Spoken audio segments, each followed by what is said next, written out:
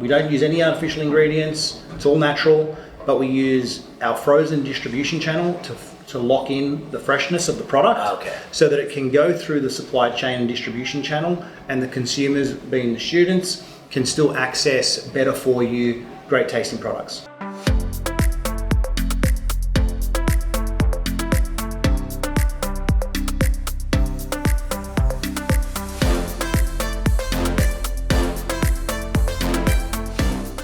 Hello, I'm John Jannarone, Editor-in-Chief of Exec Edge. Thrilled to be back here in Orlando, Florida at the ICR Conference 2025. I've got with us today a very special guest, Riccardo Delle Coste, who is the founder and CEO of Barfresh. Riccardo, thanks for being here. Thanks very much for having me. So, Riccardo, you're the founder, of course, founded the company back in 2005.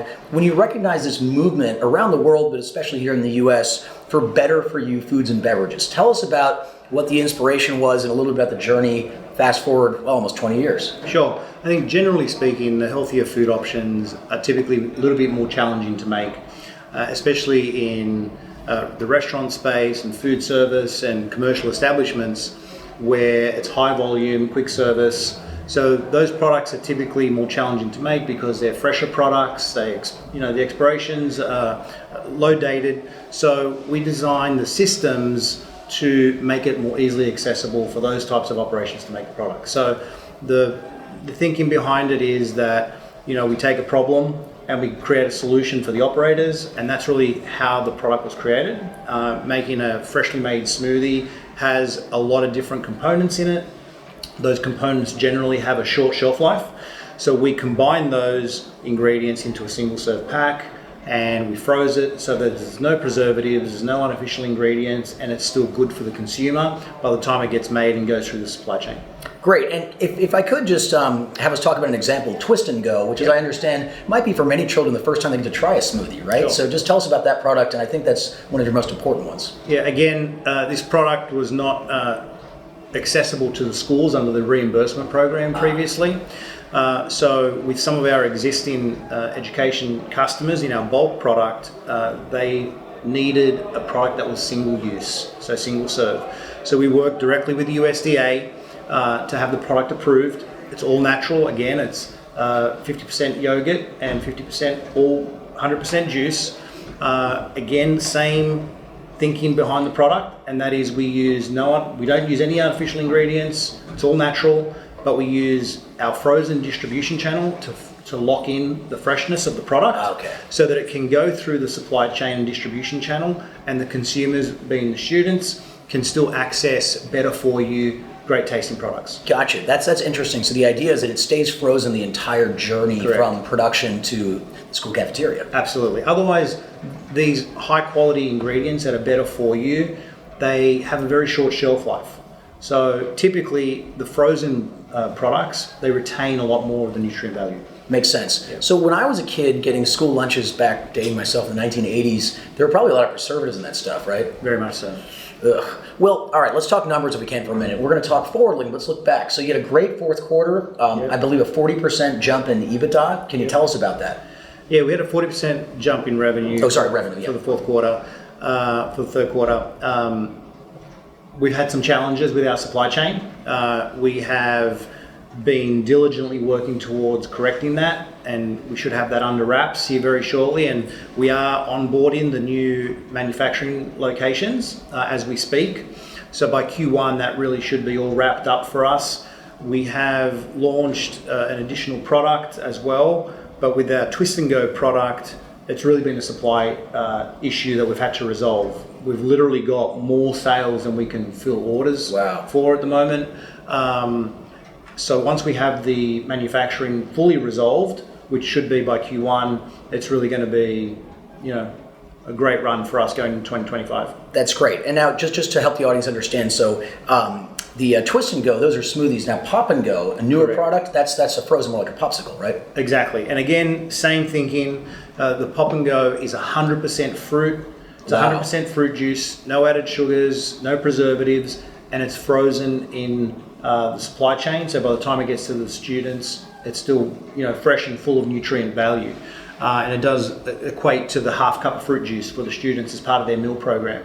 Now, I believe you've mentioned expanding your manufacturing capacity tremendously, 400%. Tell me how you go about that. Do you use partnerships to help you grow quickly? Absolutely. That sounds like an expensive endeavor. Yeah, we do use partners. We do have a special product, so finding those partners can sometimes be difficult, which is what has been challenging over the last couple of years, but we believe we're there. In addition to that, finding new partners for new products as well, right? So the Pop and Go is a new product category for us. That's a completely new partner that we've found for that product. So that's how we've been able to, really grow as well. Gotcha. Now, I was reading and I was surprised. You're at 4.5% penetration of U.S. schools. That's a big number. That's not just scratching the surface. I mean, are you reaching a tipping point where you're going to get more momentum, and what's going to drive further penetration? Well, two probably very important points around that. The 4.5% is really only geared around our Twist and Go product, which is predominantly served on the breakfast menus only. So does not include the Pop and Go, which is targeted for the lunch menu. Right. So that's basically at zero right now. And that 4.5% has a huge amount of runway in front of it. I mean, again, we've really been limited based on how much we can sell based on our capacity constraints. So as we start to unlock that extra capacity, we're expecting that to grow pretty significantly. Great. Now, we've talked a lot about schools, but talk about some of the other growth opportunities, perhaps working with restaurants and other parties. Sure.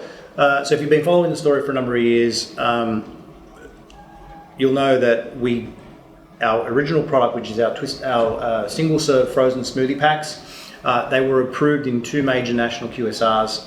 Unfortunately, during COVID, which is when the launch dates were scheduled for, they got put on hold. Like many other businesses, we suffered during COVID. However, we do plan to re-engage with those QSR customers, particularly in 2025. So we do expect, from a longer-term growth trajectory, those other channels that we've previously been working on to really come back into play. Gotcha. Now, the smoothie market is booming at a high level, growing about 10% a year. How do you fit into that? Can you grow that fast or even faster? Yeah, we believe we can definitely grow that fast. Actually, multiples of that, to be honest with you. I mean, we last year would have seen that it was 40% increase, thereabouts, and we're still capacity constrained. So that, together with the new products that are coming in, we should definitely be able to grow much faster than 10%.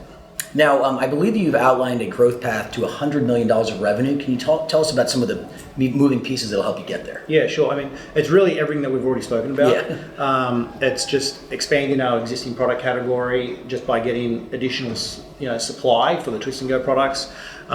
We have new products coming in, which are the Pop and Goes, and in actual fact, our new Pop and Go product could be as big as our entire new business as it stands right now. So that, together with going back towards the QSR space and food service space with our single serve packs, and then obviously retail as well, which we haven't even touched yet because we've just got so much white space in front of us with all the other categories that we've just spoken about. Makes a lot of sense. I believe one of your customers saw a 40% jump in breakfast participation. I mean, that's really impressive. I mean, is that a figure that you can show to other schools and say, it works, the proof's in the pudding there? I mean, absolutely. I mean, that's just one example. The reason why that's important, though, is also important to understand.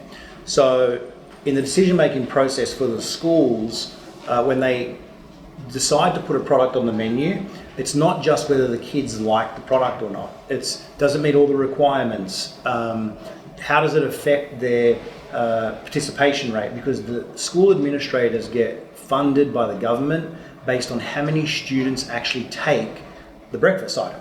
So if the students don't like it and they don't take it, they don't get a higher reimbursement that's allocated towards their overheads. So they get a portion of the food item covered, but they also get an incremental amount for each item sold to the students to cover their overhead. So the more the schools give to the students that they actually take, the more reimbursement from the government they receive.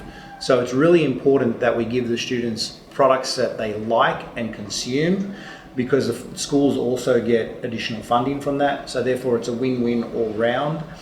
So we absolutely use that with the other schools. Great. Now, speaking of government, we spoke very quickly in the green room here about the new administration, Robert F. Kennedy Jr. This looks to me like something he'd be a fan of. He doesn't like additives, artificial colors, flavors, but No one does. So I think what you were telling me is that you're going to have support from both Democrats and Republicans on these efforts. Yeah, absolutely. I think everyone wants healthier products for their kids, right? So I think on the balance, for both parties, it's party neutral.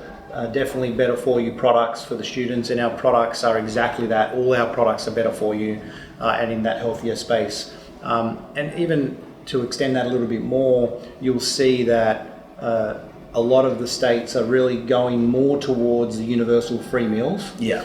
The reason why that's important is because currently you have schools varying based on the different socioeconomic status of the students and their families, which sometimes provides a real social stigma for the students. So a lot of the states are now adopting a universal free meal, which means that instead of only 20% of the students or 30% of the students or 40% of the students receiving free meals, 100% of the students now are eligible to receive the free meals, which is just an organic bonanza for us because it's a much bigger audience that will now be allocated our product. So, all right, I think that's a perfect point to end it on there, Riccardo. This has been terrific. Thanks for joining us. John Jannarone here at the ICR Conference 2025. This has been Riccardo Delle Coste, who's the CEO and founder of Barfresh, which, by the way, trades on Nasdaq under BRFH. I'm John Jannarone, signing off.